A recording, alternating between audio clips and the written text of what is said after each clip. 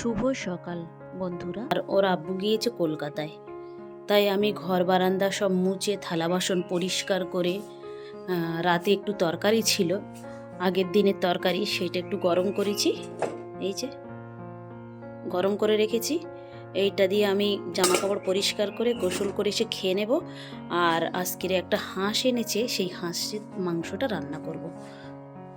দেখুন, কালকে রাতে প্রচণ্ড ঝড় হয়েছিল, ঘর বারান্দায় একদম পাতা পড়ে, যেহেতু উপরে থাকি আমরা, ভর্তি হয়ে গিয়েছিল। এই দেখুন, আর নিচে কি পরিমাণে পাতা পড়েছে দেখেন। আর ওই সাইডে বেশি, দেখেছেন? এইসব সব ভরে আছে, দেখতে পাচ্ছেন? একদম পাতাতে সব ভরে আছে পুরো বাগান।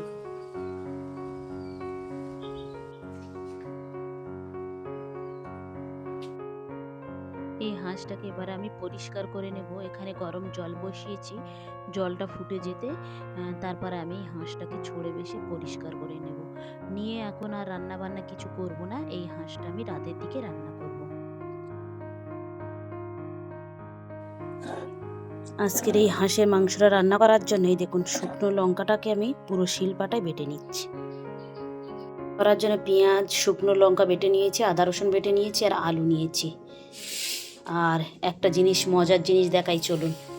এই দেখুন, হাঁসটা কাটতে গিয়ে দেখলাম তার পেটের ভিতরে এই ডিমটা ছিল, একদম শক্ত হয়ে গিয়েছে। আজকেরই মনে হয় পারতো রাতের বেলা, তা যাই হোক। আর ছোট ছোট খানিকটা আবার ডিম হয়েছে, এই যে এইগুলো। এখন আর এই ডিমটা রান্না করব না, রেখে দেবো, শক্ত আছে। এইটা দিয়ে অন্য কিছু রান্না করব। ভাবছি ছেলেকে সকালবেলা যখন ম্যাগি রান্না করে দেব, তখন এই ডিমটা দিয়ে ওকে ম্যাগি রান্না করব। তা ছেলে এখন বলছে ওটা ভেজে দিতে, দিলেও ভাত খাবে। চলুন ওটা ওকে ভেজে দিই।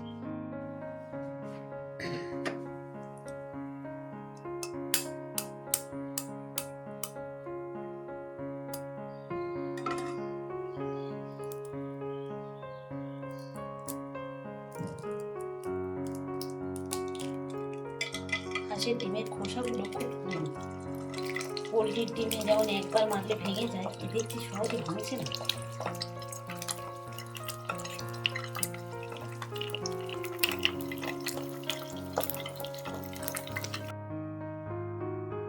এখানে আমি একটু লবণ আর একটু জিরে মরিচের গুঁড়ো দিয়ে ওকে ভেজে দেব। লঙ্কা বা হলুদ কিছুই দেব না, শুধু এইভাবে ভেজে দেব ওকে। ব্যাস, ভাজা হয়ে গিয়েছে। হাঁসের ডিম তো, এটা খেতেও কিন্তু পোলট্রির থেকে অনেক বেশি মজা।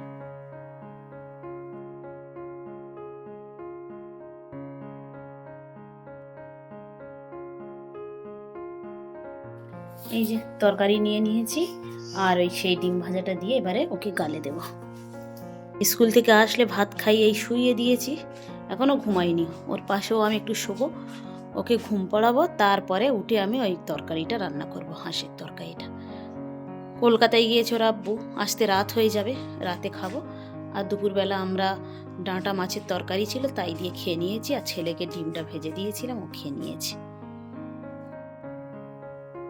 ওকে তো আমি শুইয়েছিলাম, কোনোভাবে ঘুমাতে চাচ্ছিল না।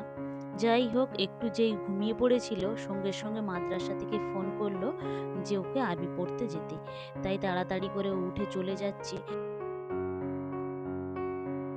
ছেলেটাকে একটু ঘুম পাড়িয়েছিলাম, আর নিজেও একটু ঘুমিয়ে ঘুমিয়ে পড়েছিলাম। আর কি আর করা যাবে, ফোন করেছে, মাদ্রাসায় যেতে হবে ওদের। ও গিয়েছে, আর ওর আব্বু ফোন করেছে যে বাড়ি আসছে, ট্রেনে আছে, এসে তো খাওয়া দাওয়া করবে। আর আমার তো রান্না হয়নি মাংসটা, তাই তাড়াতাড়ি করে আমিও রান্না করতে চলে আসলাম।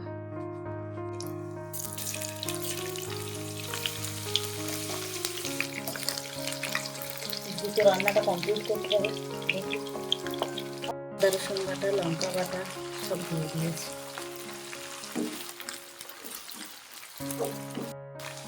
স্বাদ মতো লবণটা দিয়ে দিচ্ছি। তরকারির মূল মশলা হলো এই লবণ। লবণ যদি কম হয়, কোনো তরকারি মজা লাগে না, আর লবণ ছাড়া কোনো তরকারিও কিন্তু ভালো লাগে না। দিয়ে দিচ্ছি এই যে মাংস, হাঁসের মাংস, তাই এটা হতেও দেরি হবে আর এটাকে অনেকটা সময় ধরে কষতে হবে। দেখা যাক, তার মধ্যে যদি রান্নাটা হয়ে যায় তাহলে ভালো হবে, নাহলে কি হবে এখন বুঝতে পারছি না। বাড়ি আসবে খাবে তো, চেষ্টা করছি যে কোনো ভাবে এটাকে তাড়াহুড়ো করে রান্না করে নেওয়ার। কত গরম মশলা দিয়ে দিই, প্রত্যেকদিনের যে রেডি মশলাগুলো হয় টিকিট টিকিট করে সেগুলোকেও দিয়ে দিই।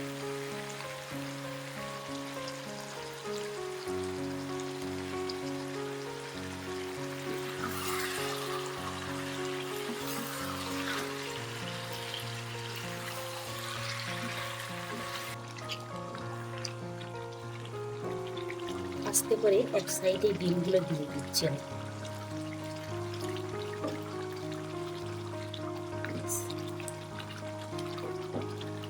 এবার একটা ঢাকা একটু ঢেকে রাখবো, তারপরে আবার খুলে এটাকে নাড়াচাড়া করবো।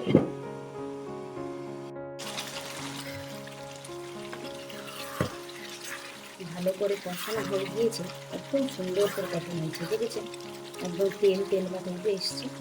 এবারে আমি এখানে কেটে রাখা আলুগুলো দেবো, দিয়ে আরো খানিকক্ষণ আমি একটু জল দিয়ে এটাকে আরো একটু কষাবো।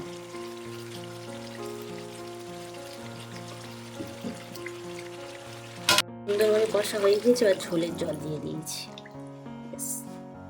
জল তো দিয়েছি, এবার দিচ্ছি একটা কাঁচা লঙ্কা এরম ভাবে ফাটিয়ে দিয়েছি, আর একটু গরম মশলার গুঁড়ো দিয়ে দেবো, দিয়ে এবার এটাকে একটু ঢেকে দেবো।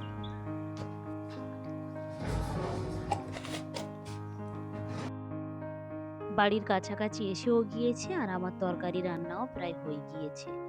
ভিডিওটা তাহলে এখানেই শেষ করছি।